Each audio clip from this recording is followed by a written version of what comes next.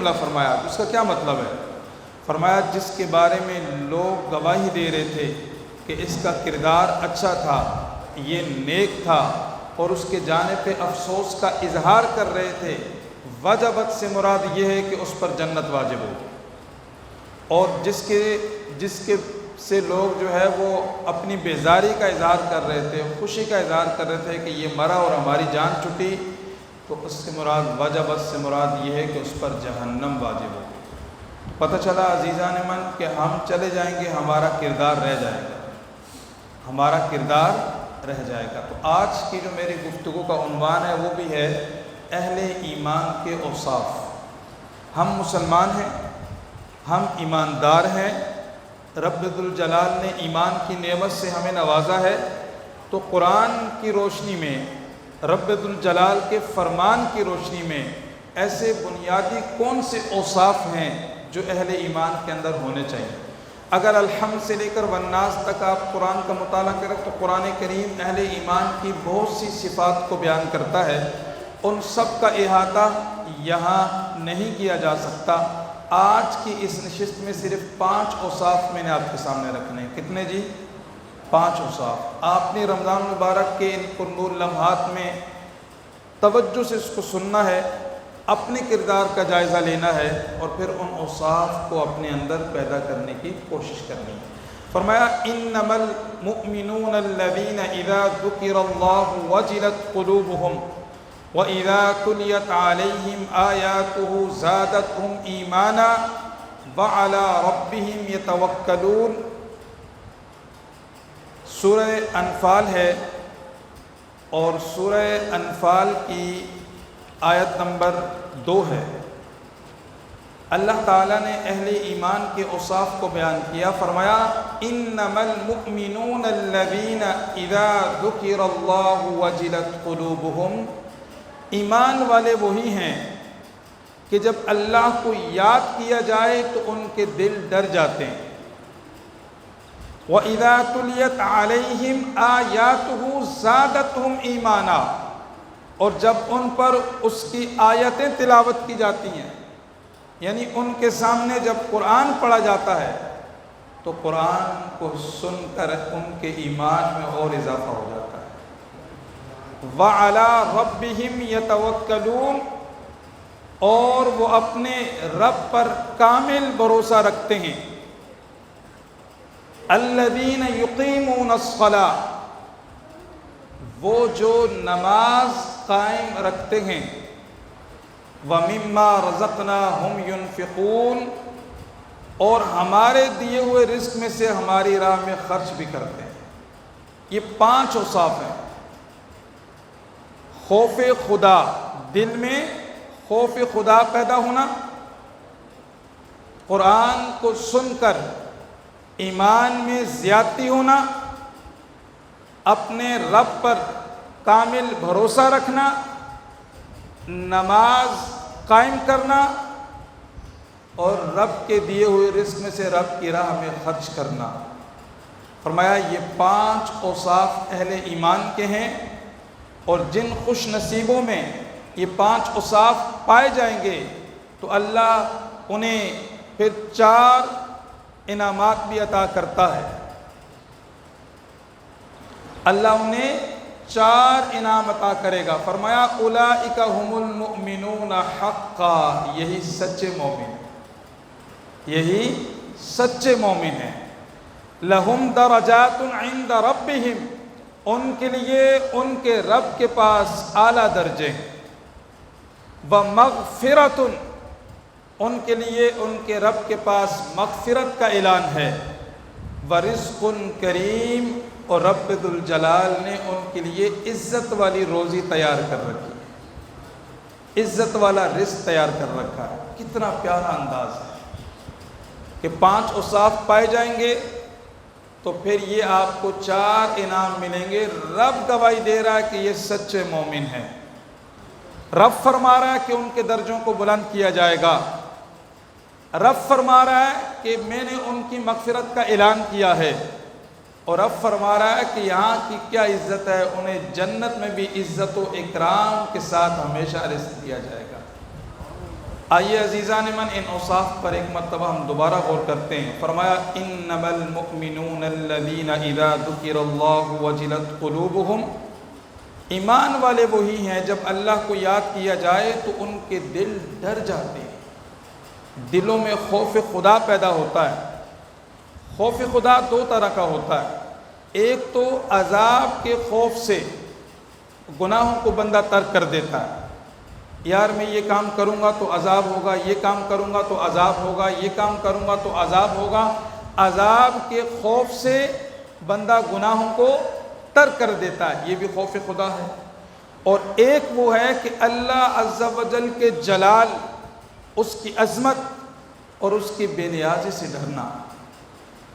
جو پہلی میں نے آپ کو کیفیت بیان کی ہے، یہ عام مسلمان جو ہیں وہ عذاب کے خوف سے گناہوں کو ترک کرتے ہیں، ان کے دلوں میں خوف خدا آتا ہے، اور اللہ کے جلال، اس کی عظمت، اس کی کبریائی کا تصور کر کے اپنے آپ اپنے دل میں خوف خدا پیدا کرنا، یہ اللہ کے نیک بندوں، انبیاء کرام، صدیقین، شہداء، صالحین، تابعین، صحابہ کرام، اولیاء کاملین کا طریقہ یہ ہے کہ ان کے پیش نظر اللہ کا جلال ہوتا ہے، اس کی عظمت ہوتی ہے، ان کے دلوں میں ہمیشہ خوف خدا ہوتا ہے۔ اور ان ہستیوں کا کردار کیسا ہوتا ہے؟ ام المؤمنین حضرت عائشہ صدیقہ رضی اللہ تعالی عنہا فرماتی ہیں، بخاری شریف میں روایت موجود ہے، فرمایا حضور النور خاتم النبیین صلی اللہ علیہ وسلم نے، اور آپ کے فرمان مبارکہ کا مفہوم ہے، فرمایا میں تم سب سے زیادہ اللہ سے ڈرنے والا ہوں اور تم سب سے زیادہ اللہ کی معرفت رکھنے والا ہوں۔ اللہ کی معرفت بھی سب سے زیادہ حضور کو ہے اور اللہ سے خوف بھی سب سے زیادہ حضور کو ہے، کیونکہ اللہ کا جلال، اس کی عظمت، اس کی کبریائی جس طرح حضور جانتے ہیں کوئی اور جانتا، کیونکہ حضور تو گئے ہیں معراج کی شب، کلام بھی فرمایا ہے، دیدار بھی فرمایا ہے، تو پھر حضور کا جو مقام ہے وہ سب سے اعلیٰ ہے، تو لہٰذا آپ کا خوف خدا بھی سب سے اعلیٰ ہے، اور آپ کے دل میں اللہ کی معرفت بھی سب سے اعلیٰ ہے، اس لیے کہ میرے پیارے مصطفیٰ کے بارے میں اعلیٰ حضرت فرماتے ہیں سب سے اولیٰ و اعلیٰ ہمارا نبی، سب سے بالا و اعلیٰ ہمارا نبی، اپنے مولا کا پیارا ہمارا نبی، خلق سے اولیاء، اولیاء سے رسول اور رسولوں سے اعلیٰ، ذرا محبت سے بولو یار، ابھی تو پہلا جمعہ رمضان کا، خلق سے اولیاء، اولیاء سے رسول اور رسولوں سے اعلیٰ۔ حضرت ابو بکر صدیق ایک مرتبہ آپ نے ایک پرندے کو دیکھا درخت پہ بیٹھا ہوا ہے، تو فرمایا اے پرندے تیرے لیے کتنی بھلائی ہے، تو پھل کھاتا ہے اور درخت پہ بیٹھتا ہے، کاش میں بھی ایک پھل ہوتا جسے پرندے کھا لیتے۔ یہ کون کہہ رہا ہے؟ وہ صدیق جو انبیاء کرام کے بعد سب سے افضل ہے، کاش میں ایک پھل ہوتا مجھے پرندہ کھا لیتا، یعنی مجھ سے حساب و کتاب نہ ہوتا، مجھے کوئی خوف نہ ہوتا۔ حضرت عبداللہ بن عامر بن ربیعہ فرماتے ہیں میں نے حضرت عمر بن ابن خطاب کو دیکھا، آپ نے زمین سے ایک تنکا اٹھا کر فرمایا، زمین سے ایک تنکا اٹھایا اور فرمایا کاش میں ایک تنکا ہوتا، کاش میں کچھ بھی نہ ہوتا، کاش میں پیدا نہ ہوا ہوتا، کاش میں بھولا بسرا ہوتا۔ یہ ہمارے اسلاف کا خوف خدا تھا، اور آج ہمارا کیا حال ہے؟ لہٰذا ہمیں اپنا جائزہ لینا چاہیے، اپنے دلوں کے اندر اپنے رب کا خوف پیدا کرنا چاہیے۔ اس کے بعد دوسرے نمبر پہ فرمایا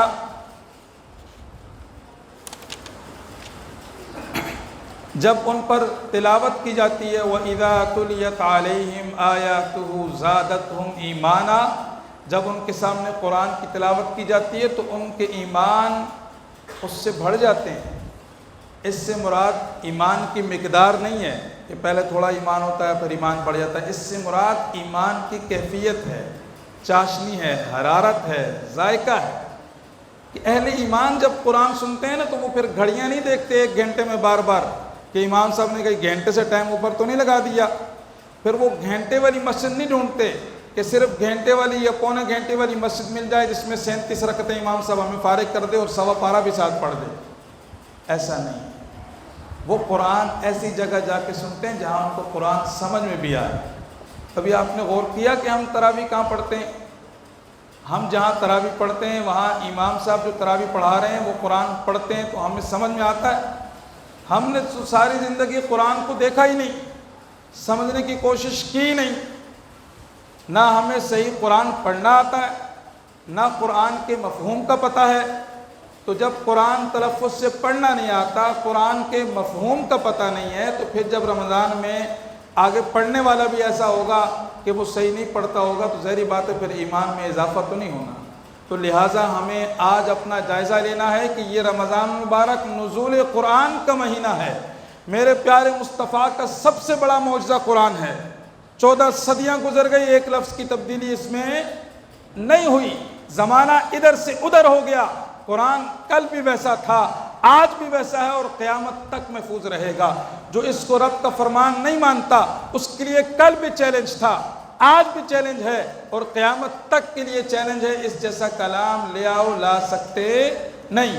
اور تمہیں میں حضور کا فرمان سناؤں، فرمایا خیرکم من تعلم القرآن وعلمہ، میری امت تم میں سے بہتر وہ ہے جس نے قرآن کو پڑھا اور قرآن کو پڑھایا۔ لہٰذا اس مہینے میں ہم نے اپنا جائزہ لینا ہے کہ قرآن کو سن کر ہمارے ایمان میں اضافہ ہوتا یا نہیں ہوتا۔ اگر نہیں ہوتا تو رب کا فرمان تو کہہ رہا ہے کہ ہوتا ہے، تو لہٰذا کہیں کمی ہے، پھر ہم نے قرآن کو سیکھنا ہے۔ اس کو سمجھنے کے لیے روزانہ کی بنیاد پہ کسی اہل سنت کے ایک عالم دین سے، آپ کی بہت مصروفیات ہے، موبائل آپ کو چلانا نہیں آتا تھا آپ نے سیکھ لیا، آپ کو ٹچ موبائل نہیں آتا تھا نیا آیا آپ نے سیکھ لیا، کمپیوٹر آپ کو نہیں آتا تھا آپ نے سیکھ لیا، ایک قرآن رہ گیا جی والدین نے ہمیں پڑھایا نہیں شام بچپن میں، لہٰذا ہم نے اب وہ ساری زندگی نہیں سیکھنا، باقی کام بھی تو والدین نے نہیں کروائے آپ نے کر لیے، تو لہٰذا یہ بہانہ نہیں چلے گا کہ ہمیں کسی نے پڑھایا نہیں تھا۔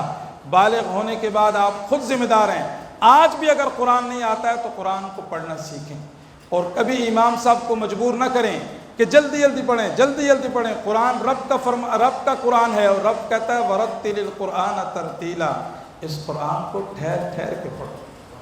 آگے فرمایا وَعَلَىٰ رَبِّهِمْ يَتَوَكَّلُونَ، وہ اپنے رب پر کامل بھروسہ رکھتے ہیں، ایک پوری دنیا مخالف ہو جائے لیکن رب کی ذات پر بندے کو کامل بھروسہ ہو تو رب نے کام۔ آج حکومت جو ہے وہ جب اپنے لالے پڑے تو امریکہ سے بھی ٹکر لے لی، فرانس سے بھی ٹکر لے لی، یورپین یونین سے بھی ٹکر لے لی، جی وہ سازشیں ہو رہی ہیں ہمارے خلاف۔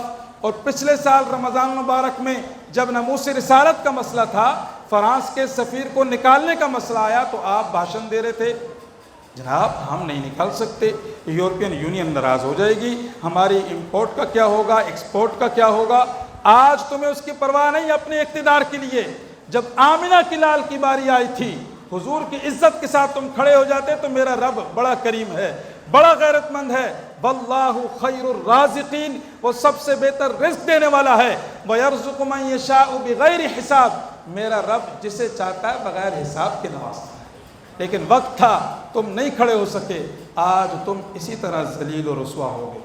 اس کے بعد فرمایا الذین یقیمون الصلاۃ، نماز قائم رکھتے ہیں، نماز میں سستی نہیں کرتے۔ شروع کے دنوں میں رمضان مبارک مسجد بھر جاتی ہے، پھر اس کے بعد گھٹتے گھٹتے گھٹتے پھر 27 کی رات کو آتے ہیں، پھر گھٹنا شروع ہو جاتے ہیں، پھر عید کے دن آتے ہیں، عید کی فجر میں نہیں، عید کی نماز میں مسجد بھری ہوتی ہے، یہاں سے تو لوگ واپس جاتے ہیں، ظہر میں وہی 1 صف 1.5 صف رہ جاتے ہیں۔ یہ ہمارا حال ہے اور ہم کہتے ہیں کہ ہمارے حالات اچھے نہیں ہوتے۔ نماز میرے پیارے مصطفیٰ کی آنکھوں کی ٹھنڈک ہے، لہٰذا رمضان میں بھی اور پورا سال انشاءاللہ ہم نے رمضان کی نماز کی پابندی کرنی ہے۔ وَمِمَّا رَزَقْنَاهُمْ يُنْفِقُونَ، اور ہمارے دیے ہوئے رزق میں سے خرچ کرتے ہیں۔